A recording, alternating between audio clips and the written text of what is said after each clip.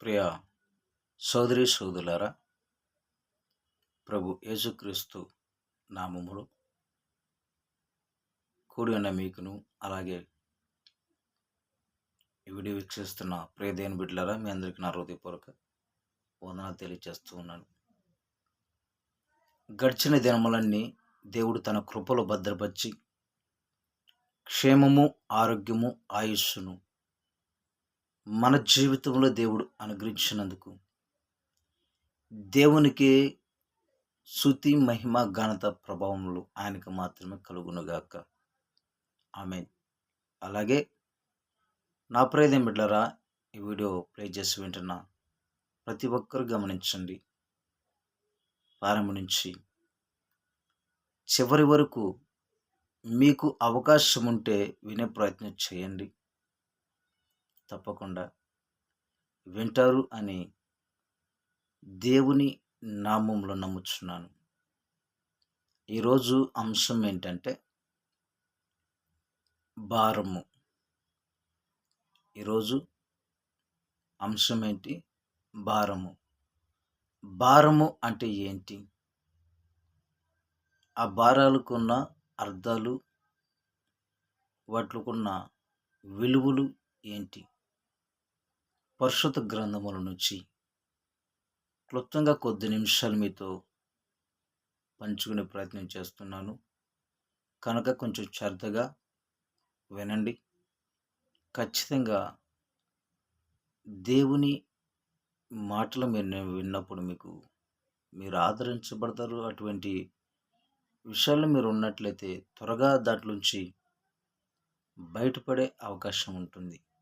కనుక తప్పక వింటారని నమ్ముతున్నాను. చూడండి, మీ చేతుల్లో పరిశుద్ధ గ్రంథం ఉంటే ఒకసారి తెరవండి.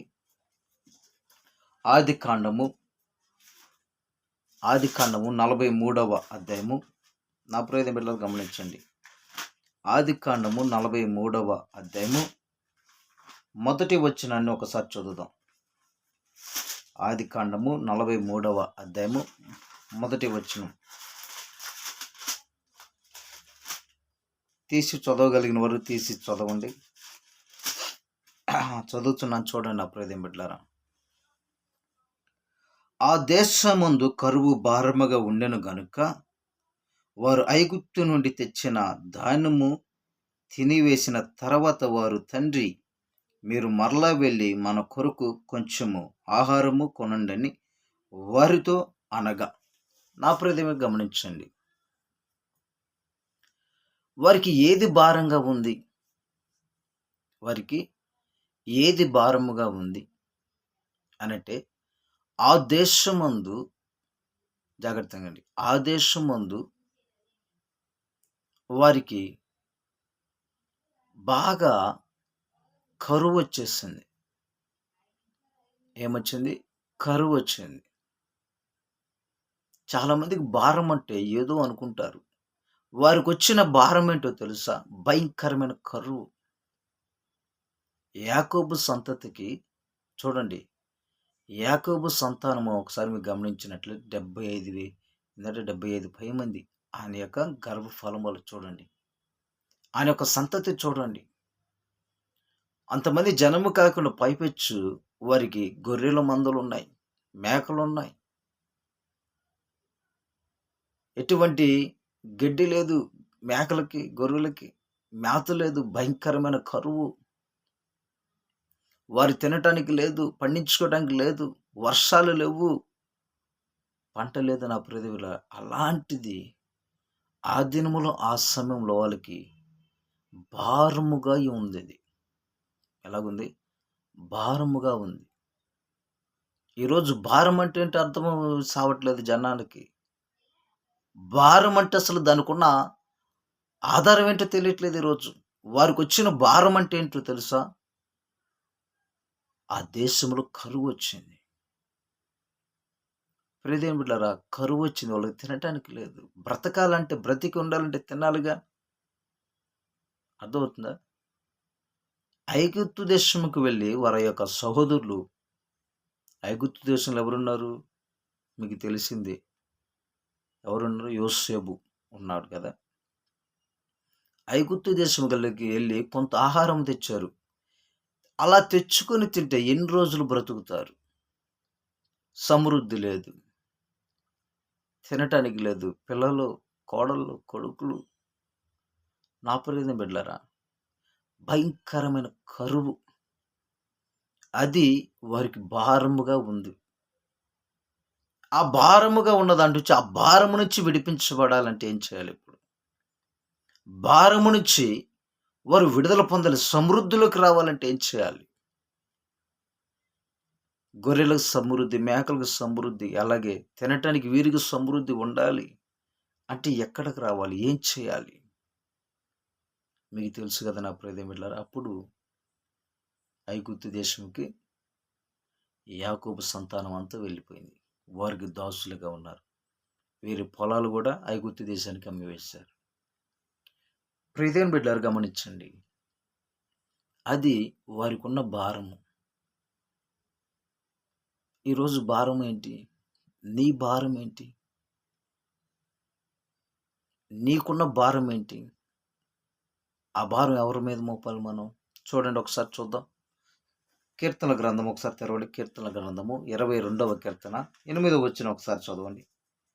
కీర్తనల గ్రంథము 22వ కీర్తన 8వ వచనాన్ని ఒకసారి చదవండి.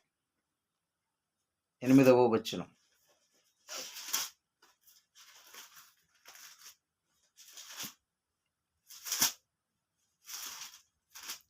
చూడండి అప్పుడు నేను చదువుతున్నాను, ఒకసారి విందాం. యెహోవా మీద నీ భారము మోపుము, ఆయనే వానిని విడిపించునేమో. ఎందుకు? చూడండి ఒకసారి.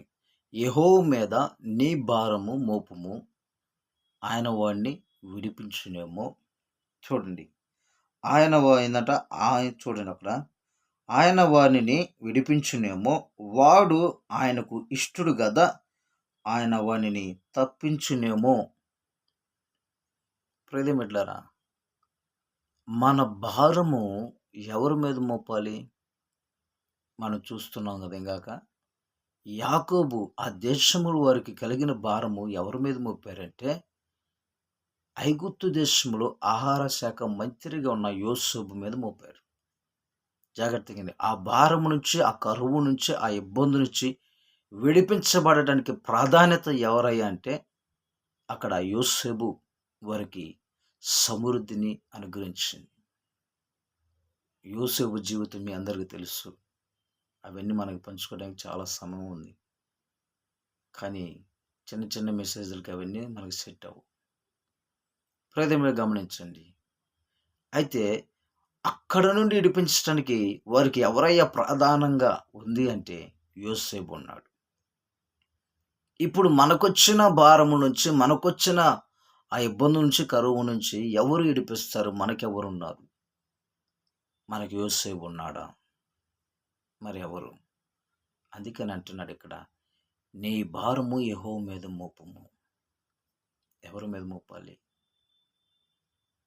మోయగలిగిన భారం నా మీద పెడితే నేను ఎంతైనా మోస్తాను. నేను మోయగలిగింది అయితే, నేను మోయగలిగిన దాన్ని మించి ఇంకా ఎక్కువ భారం పెట్టారంటే నేను మోయలేను కదా, మోస్తానా? నాకున్న సామర్థ్యము 2-3 పిల్లల్ని బ్రతికించగలను.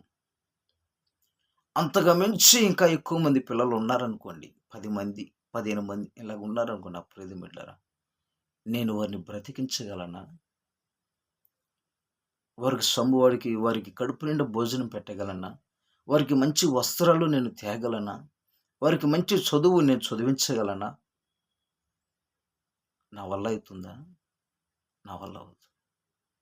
ఇద్దరినంటే నేను చూడగలను, చూసుకోగలను వారి యొక్క బాగోగులు. అట్టగే నా పరిధం బిడ్డరా, నేను మోయగలిగింది అయితేనే నేను మోస్తాను, మోయలేనిది నేను మోయలేను కదా.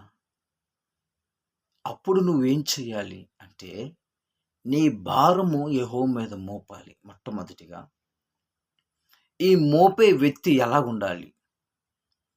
భారము దేవుని మీద మోపుతున్నప్పుడు ఆ వ్యక్తి యొక్క జీవితం, ఆ వ్యక్తి ఎలా ఉండాలి అనంటే, దేవునికి ఇష్టడుగా ఉండాలి. దేవునికి ఇష్టడుగా ఉండాలి. దేవుడు భారం మోపమన్నాడు కదని మోపితే ఆయన తీసుకోడు. ఆయన తీసుకోడు. మరేం చేయాలి? మరి అలాగా అనంటే, నీవు మోపే ప్రతి భారము ఆయన తీసుకోవాలంటే, ఆ భారము ఆయన స్వీకరించాలంటే, ఆ భారము ఆయన మీద వేసుకొని నిన్ను తేలికపరచాలి అంటే, నీవు మొట్టమొదటిగా ఆయనకు ఇష్టడుగా ఉన్నావా లేదా అనేది నీకు నీవుగా పరీక్షించుకొని చూసుకోవాలి. ఏం చేయాలి? పరీక్షించి చూసుకోవాలి. ప్రియమైన బిడ్డలారా గమనించండి. నీ భారము యేసయ్య తీసుకోవాలంటే, ఆ భారము నుంచి యొక్క ఇబ్బంది నుంచి నువ్వు విడిపించబడాలంటే, దానికి ప్రాముఖ్యంగా ఒకటుండాలి. అది నీవు ఆయనకు ఇష్టడుగా ఉన్నావా? ఇష్టము లేని వ్యక్తిగా ఉన్నావా? అనేది ఒక్కసారి నీ హృదయ అంతరంగమును పరీక్షించుకోవాలి. దేవునికి ఇష్టడుగా లేనట్లయితే ఈ భారము ఆయన తీసుకోడు. ఈ భారం ఆయన తీసుకోడు. ప్రియ దేవుని బిడ్డలారా మీరు గమనించండి. ఆయన మన భారమును మోయాలి అంటే ఆయనకు నువ్వు ఇష్టడిగా ఉండాలి. నేను ఒక మాట చెప్తాను, సింపుల్‌గా మీకు అర్థమైద్ది. ఇద్దరు స్నేహితులు ఉన్నారు గమనించండి. ఇద్దరు స్నేహితులు ఉన్నారు.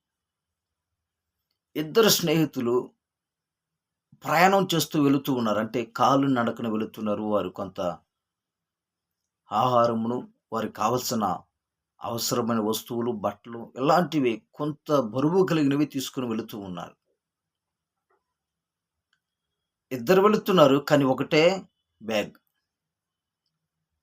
ప్రియమైన బిడ్డలారా ఇద్దరు వెళుతూ ఉన్నప్పుడు ఒకడు మోయగలిగినంత దూరం మోసిన తర్వాత మరొకడు అంటాడు, కాసేపు నేను మోస్తారా? నువ్వు కొంచెం రిలాక్స్ అవ్వు. ఏమంటాడు?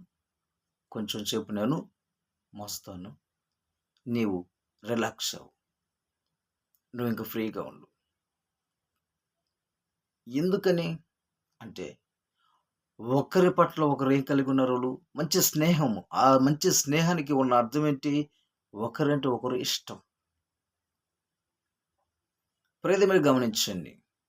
అట్టాగే దేవునికి కూడా నువ్వు ఇష్టంగా ఉన్నావా? ఇష్టం లేని వ్యక్తిగా ఉన్నావా?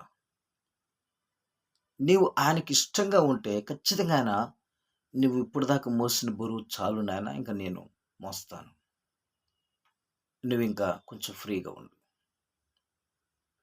నువ్వు ఇంకొంచెం తేలిగ్గా ఉండు. నువ్వు రిలాక్స్ అవ్వు. ఇంక నేను ఈ భారాన్ని నేను తీసుకుంటున్నాను. దాని గురించి ఇంక నువ్వు చింతించొద్దు. దాని గురించి నువ్వు ఆలోచించొద్దు ఇంకా. ఎందుకనంటే నేను ఆ భారాన్ని తీసుకుంటున్నా అని అంటాడు ఆయన. ఆయన అలాగా అనాలి అంటే ఈయన ఎలాగుండాలి చెప్పాలి. ఈయన ఎలాగుండాలి? ప్రియదేని బిడ్డలారా, దేవుడు మన భారమును తీసుకోవాలంటే ముందుగా మనము ఆయనకి ఇష్టడుగా ఉన్నామో లేదా అనేది చూసుకోవాలి. ఇష్టం లేని భార్యతో సంసారం చేయటం ఎంత బాధగా, ఇబ్బందిగా ఉంటుందో, ఇష్టము లేని అత్తమామల దగ్గర ఉండటము ఎంత ఇబ్బందిగా ఉంటుందో, ఇష్టము లేని బంధువుల దగ్గర ఉండటం ఎంత ఇబ్బందిగా ఉంటుందో, ఇష్టము లేనప్పుడు నీ భారం విషయంలో కూడా ఎలాంటి ఇబ్బందులు ఎదుర్కోవాలి నా ప్రయోజనం ఎట్లా? ఎందుకంటే నువ్వు ఆయనకి ఇష్టడుగా లేవు. నువ్వు ఆయనకి ఇష్టం లేనప్పుడు నువ్వు ఇలాంటివి ఎదుర్కోవాలి. ఇలాంటివి నువ్వు సహించాలి. నీ భారం ఆయన మీద, బలము కలిగిన వ్యక్తి మీద, బలసూరుడైన ఆయన మీద. అర్థమైపోయిందా? ఆయన భుజముల పైన నీ భారం వేయబడాలంటే నీవు ఎలా జీవిస్తున్నావు, ఆయనకి ఎలాగుంటున్నావు అనేది చాలా ప్రాముఖ్యమైనది. అంటాడు కదా, ఇదిగో అతను నన్ను ప్రేమించాడు గనుక నేను అతన్ని తప్పించి తిని అన్నాడు దేవుడు. ఏమంటున్నాడు? దావీదు గురించి చెప్తాడు నా ప్రియదేం బిడ్డలారా. 91వ కీర్తన 12వ వచనంలోనే ఏమో 11, 12లో ఉంటుంది. ఏమని అంటాడంటే, ఇదిగో అతడు నన్ను ప్రేమించాడు గనుక నేను అతన్ని తప్పించి తిని. నా నామం ఎరిగిన వాడు గనుక అతన్ని నేను ఘనపరచి తిని అంటాడు. ప్రియదేం బిడ్డలారా, దేవుని ఎదుట మనము అలాగ ఉన్నట్లయితే మన భారము ఆయన తీసుకుంటాడు. ఆ భారము ఆయన తీసుకోవాలి అంటే మనము ఎలాగుండాలి అనేదే చాలా ప్రాముఖ్యమైనది. చాలా ప్రాముఖ్యమైనది. అది మనం తెలుసుకున్న నాడు ఎంతటి భారమైనా సరే నీకు తేలిగ్గా ఉంటుంది. మీరు చూడండి, గమనించారో లేదు ఇంతవరకు గొప్ప గొప్పగా వాడబడుతున్న దైవ సేవకులకి భారం లేదనుకుంటున్నారా? లేదనుకుంటున్నారా? చెప్పండి. ఒక్క కుటుంబాన్ని నీవు పోషించటానికి, వారిని బ్రతికించడానికి, వారికి మంచి చెడ్డలు చూడటానికి, అర్థమవుతుందా? కావాల్సిన ప్రతి అవసరత తీర్చటానికి ఎంతో ఇబ్బంది పడుతూ, జాబు చేస్తూ, పనులు చేస్తూ, రకరకాలమైనవి చేసుకుంటూ వస్తూ, కుటుంబాన్ని పోషిస్తూ, ఇంతగా నీకు ఒక కుటుంబాన్ని పోషించుకోవడానికి ఇంత భారం కలిగి ఉన్నట్లయితే, గొప్ప సేవకులు నా ప్రియదేం బిడ్డలారా, ఎన్ని కుటుంబాలండి! ఈ ఎన్ని కుటుంబాల పైన వారు నాయకులు. వారు ఇంకా ఎంత భారము ఉంటుంది వారి మీద ఆలోచించారా?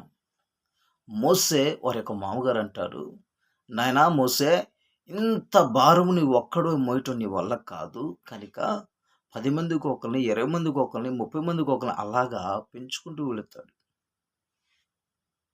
అవి వారి చూసుకుంటారు. వారికి వల్ల కానిది నీ దగ్గరికి తీసుకురమ్మని చెప్తాడు. ప్రియమైన బిడ్డ గమనించు, మరి ఇంతమంది ప్రజలు, ఇన్ని కుటుంబాలు ఆ గొప్ప దేవసేవకులకి భారం కాదా? భారమే. కానీ ఆ భారాన్నంతా కూడా ఎవరి మీద ఉందో తెలుసా? ఎవరి మీద ఉంది? వారు ప్రకటిస్తున్న యేసయ్య మీద ఉంది. దేవుని స్వంతికి వాళ్ళు అంత భారం ఉన్నా కూడా చాలా తేలిగ్గా ఉంటారు. చాలా తేలిగ్గా ఉంటారు. అంత తేలిగ్గా ఉండటానికి కారణం ఏంటి? అంత ఫ్రీగా ఉండటానికి కారణం ఏంటి అనంటే, భారము మోయగలిగిన వ్యక్తి వారి పక్షముగా ఉన్నారు. వారి పక్షముగా ఉన్నారు భారం మోయగలిగిన వ్యక్తి. ఏ భారమైనా సరే రాని అంటారు వాళ్ళు. ఎందుకని? వారు భుజం మీద అలా అనుకుంటూ తర్వాత వెళ్ళిపోతుంది. ఎక్కడికి వెళ్ళిపోతుంది నాయన? యేసయ్య మీదకి వెళ్ళిపోతుంది. నేను చింతించను. నాకు ఇంకా అలసట లేదు. ఎందుకని? నా భారం అంతా ఆయన మీదకి వెళ్ళిపోయింది. నేను ఇప్పుడు చాలా తేలిగ్గా ఉన్నాను. చాలా తేలిగ్గా ఉన్నాను. ప్రియదేని బిడ్డలారా, అంత తేలికపరచబడటానికి గొప్ప కారణం ఏంటో తెలుసా? వారు దేవునికి ఇష్టలుగా ఉన్నారు. దేవునికి నచ్చే విధంగా ఉన్నారు. ఆయనకు నచ్చితే చాలండి. ఆయనకి ఇష్టంగా ఉంటే చాలు. ఏదైనా సరే ఆయన భుజాల మీద వేసుకుంటాడు. ఏదైనా ఆయన భుజాల మీద వేసుకుంటాడు. మీరు గమనించారు ఎప్పుడైనా? నీవు బాగా ప్రేమించే కొడుకు కానీ, కూతురు కానీ, లేదంటే నీ అన్నదమ్ముల్లో కానీ, బంధుమిత్రులు ఎవరైనా సరే, నువ్వు బాగా ప్రేమించేవారు ఒకవేళ బరువు ఎత్తుకున్నట్లయితే నువ్వేమంటావు? అమ్మా నేను మోస్తాను, నేను తీసుకొస్తాను రా, ఏంటంట, నేను తీసుకొస్తాను, నువ్వు ఏమి మోయొద్దు, నేను తెస్తానమ్మా అంటావా అనవా? చెప్పండి. అనరా మీరు? అనరా? ఖచ్చితంగా అంటారు. ఎందుకని? వారంటే నీకు ఇష్టం కాబట్టి. దేవుడు కూడా అదే అంటాడు, నువ్వంటే నాకు ఇష్టం. ఏమంటాడు? నువ్వు నాకు ఇష్టం నాయన, నువ్వు మోయొద్దు, నేనే మోస్తాను. ఎందుకని? నువ్వంటే నాకు ఇష్టం. నేనంటే ఎందుకు నీకు ఇష్టం? నువ్వు నాకు నచ్చే విధంగా నువ్వు బ్రతుకుతున్నావు. నువ్వు ఎత్తుకునే ప్రతి భారం నేను మోసే విధంగా నీ జీవితం ఉంది. అందుకనే నువ్వంటే నాకు ఇష్టం. ప్రదేం గమనించండి, ఇక్కడ అంటున్నాడు ఏంటో తెలుసా? నీ భారము ఏందట?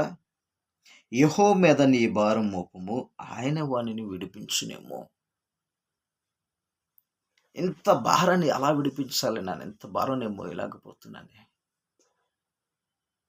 యేసయ్యను ఎరిగిన వారి జీవితంలో కూడా కొంతమంది అంటారు, ఎప్పుడు నుంచి చూస్తున్నాం కానీ మాకు సుఖము లేదు. ఎప్పుడు కూడా భారము, ఎప్పుడు ఇబ్బందులే, ఎప్పుడు కష్టాలే, సుఖము లేదు మా బ్రతుకులో. ఎందుకని అర్థం కావట్లేదు. ఇల్లు బాగలేదా? వస్తు బాగలేదా? మా జాతకాలు బాగలేవా? లేదు మేము వివాహం చేసుకున్న గడియ బాగలేదని ఇలాగ మాట్లాడే వాళ్ళు ఉన్నారు. ప్రియదేని బిడ్డలారా, ఒకసారి మీరు ఆలోచన చేయండి.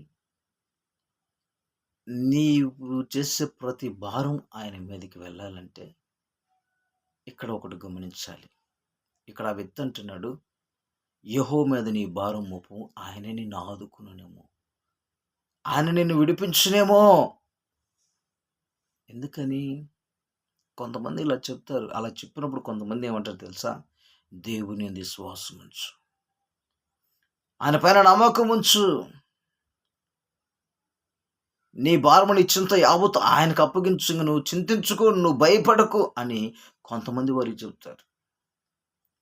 అవునయ్యా, అవునమ్మా, చక్కగా చెప్పు. అప్పుడు చెప్పినప్పుడు చక్కగా అంటారు. గంగిరెద్దు తలకు ఊపిద్ది చూసారండి? వీళ్ళు తలకు ఊపడం కాదు, చక్కగా చెప్తారు. అంటే చెప్పిన మాటలు ఎమ్మటి లోబడి ఆ మాటలు వారి జీవితంలో ఆరంభించినట్లుగా కనపడతారు. తర్వాత యథారీతి గంగిరెద్ది, యథారీతిగా నువ్వు ఆయనకు అప్పగించాలి. అప్పగించాలంటే నువ్వు ఆయనకి ఇష్టంగా ఉండాలి. ఇష్టంగా లేనప్పుడు నువ్వు ఏది చేయలేవు, ఏది అప్పగించలేవు. నా ప్రియ దేవుని గమనించండి. కనుక దేవుడు మన భారాన్ని మోయాలంటే మనము ఆయనకి ఇష్టలుగా బ్రతకాలి. యాకోబు యొక్క కుటుంబానికి వచ్చిన భారం, ఆ దేశం ముందు వచ్చిన కరువు భారం అంతా కూడా తొలగించబడడానికి యోసేపు ఉన్నాడు. యోసేపుని అక్కడ మనం చూసుకున్నట్లయితే దేవునికి సాదృశ్యంగా ఉంటాడు. దేవునికి సాదృశ్యంగా ఉంటాడు అక్కడ. వారి కరువుల నుంచి, వారి ఇబ్బందుల నుంచి, వారి యొక్క భారము నుంచి విడిపించడానికి యోసేపు అక్కడ దేవుడిలా కనపడతాడు. దేవునికి సాదృశ్యంగా ఉంటాడు. యోసేపు ద్వారా అయిన వారు కరువు నుంచి పోషించబడ్డారు, ఇబ్బందుల నుంచి పోషించబడ్డారు, భారము నుంచి విడిపించబడ్డారు. నా ప్రియదేం పడ్డారా, సమృద్ధిలోకి వచ్చారు. రావటానికి గల కారణం ఏంటో తెలుసా? యోసేపు. నీ భారం అంతట్లో కూడా నువ్వు విడిపించబడి నువ్వు సమృద్ధులకి, ఏ ఇబ్బంది నుంచి అయితే ఇబ్బంది పడుతున్నావు, ఏ బాధ నుంచి నువ్వు బాధపడుతున్నావు, నా ప్రియంగా వాటి అన్నింటి నుంచి విడిపించబడతావు ఖచ్చితంగా. చూడండి, మరొక మాట చూద్దాం. సామెతల గ్రంథం 16వ అధ్యాయము 3వ వచనాన్ని ఒకసారి చదవండి. సామెతల గ్రంథము 16వ అధ్యాయము 3వ వచనాన్ని ఒకసారి చదవండి. 3 సామెతలు 16:3. నీ పనుల భారము యెహోవా మీద నుంచుము, అప్పుడు నీ ఉద్దేశములు సఫలమవును. ఇక్కడ పనుల భారం గురించి చెప్తున్నాడు. ఏ భారం? పనుల భారం. ఇంకా నేను చెప్పాను కదా ఏమని, అంతమంది ప్రజలు మోస్తే నువ్వు ఒక్కడివే భరించలేవు, న్యాయం చేయలేవు. కనుక 10 మందికి ఒకరిని, 20 మందికి ఒకరిని, 30 మందికి ఒకరిని, 50 మందికి ఒకరిని, జాగ్రత్తగా 60 మందికి ఒకరిని, 70 మందికి ఒకరిని, 90 మందికి ఒకరిని, 100 మంది అట్టా పెట్టిన తర్వాత వారు వచ్చిన దానికి పరిష్కారం చేయలేని పక్షములు నీ దగ్గర తీసుకురా. అట్టాగే ఇక్కడ చెప్తున్నాడు ఏంటో తెలుసా? ఏమని చెప్తున్నాడు అంటే ఇక్కడ, నా ప్రియదేం బిడ్డలారా, నీ పనుల భారము యెహోవా మీద నుంచుము. మనం ఉంచుతామని మన పనుల భారం ఉంచుతామా? మనకు అలవాటు ఉంది అసలు. మన పనుల భారము యెహోవా మీద ఉంచాలి. ఆయన మీద ఉంచినప్పుడు మన ఉద్దేశములను ఆయన నెరవేరుస్తాడంట, సఫలపరుస్తాడంట. సఫలపరచడం అంటే ఏంటి? నెరవేరుస్తాడు. మన ఉద్దేశములను ఆయన నెరవేరుస్తాడు. ఆయన సఫలపరుస్తాడు. ఆయన సఫలపరచాలంటే ఏం చేయాలి? నీ పనుల భారము యెహోవా మీద ఉంచుము. నీ పనుల భారం, నీ భారం కాదు ఇక్కడ, జాగ్రత్తగా ఇక్కడ నీ పనుల భారం. నీ పనుల నుంచి ఇబ్బంది పడుతున్నట్లయితే, నువ్వు జాబ్ చేస్తుంటే ఆ జాబ్ కాడ ఇబ్బంది పడుతున్నట్లయితే, వ్యాపారం చేస్తుంటే వ్యాపారంలో నుంచి ఇబ్బంది పడుతున్నట్లయితే, ఇంకా వేరు వేరు పనులు ఏమైనా చేస్తూ నువ్వు ఇబ్బంది పడుతున్నట్లయితేనే, ఆ పనుల భారం నీ చేతి ద్వారా నువ్వు జరిగిస్తున్న ఆ పనుల భారము యెహోవా మీద నుంచుము. అప్పుడు ఆయన నీ ఉద్దేశములను సఫలపరుస్తాడు. మన ఉద్దేశాన్ని సఫలపరచాలంటే, మన పనుల భారమంతా కూడా తీర్చబడాలంటే, తేలికపరచబడాలంటే, నీవు ఆయన మీద ఉంచాలి. ఎవరి మీద? యేసయ్య మీద ఉంచాలి. ఆయన అంటే చూడు, ఆయన భుజముల మీద ఏముందంట? రాజదండన ఉంది చూడండి. నా ప్రియదేని బిడ్డలారా, గమనించండి. ఆయన భారం మోయడానికి సంసిద్ధుడు. ఆయన బలము కలిగిన వ్యక్తి, బలశూరుడు ఆయన. చాలామంది వారి పనుల భారం దేవుని మీద ఉంచరు. వాళ్ళే చూసుకుంటూ ఉంటారు. ఆ చూసుకోవటం వలన కొంతమంది టెన్షన్ వచ్చేది, కొంతమంది బీపీ డౌన్ అయ్యేది, కొంతమంది బీపీ పెరిగేది, కొంతమందికి ఇంక చెప్పలేము. ఇంకా హాస్పిటల్ సలైన్లు ఎక్కిస్తూ ఉంటారు. ఎందుకు నాయనా ఇది కలిగింది? ఎందుకు అలాగొచ్చింది? దానికి కారణం ఏంటి అంటే ఎవరు చెప్పేది? ఎవరు చెప్తారు? నీ పనుల భారము ఆయన మీద ఉంచమంటే నీకేందంత బాధ? నీకేంటంట అంత బాధ? నీకేందంత అవసరం? నా మీద ఉంచండి అన్నాడుగా ఆయన. నీకేందంత? ఆలోచించండి నా ప్రియదేని బిడ్డలారా. ప్రతి దానికి దేవుడు తెలియచేస్తూనే వస్తున్నాడు. నీ పనుల భారం నా మీద ఉంచండి. అంటే నువ్వు చేసే పనులు కూడా ఆ భారం నువ్వు మోయటానికి, నువ్వు మోస్తూ ఆయనకి ఇష్టం లేదు. ఆ భారం కూడా నువ్వు మోయకూడదని దేవుడు కోరుకుంటున్నాడు.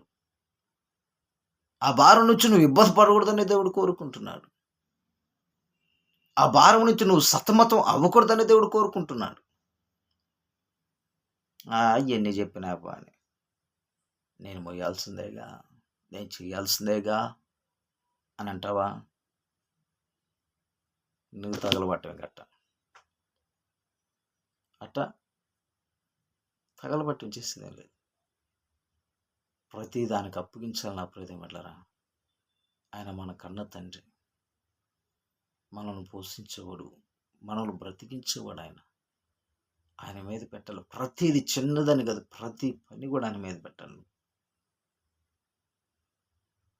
మీరు ఎప్పుడైనా గమనించారా? ఏమైనా పనులు చేసేవాడిని మీరు చూడండి. మామూలుగా పూజ చేసేవాళ్ళు చూసా, అయ్యప్ప స్వామిని గోల్చేవాళ్ళు, వెంకటేశ్వర స్వామిని గోల్చేవాళ్ళు వెళ్ళి వారు మొట్టమొదటిగా పని కాడికి వచ్చినప్పుడు ఏం చేస్తారు? వారు మనసులో తలుచుకుంటారు. ఎప్పుడైనా ఆలోచించారా? గమనించారా? ఏమంటారు కొంతమంది? శివ శివ అని వంగుతారు.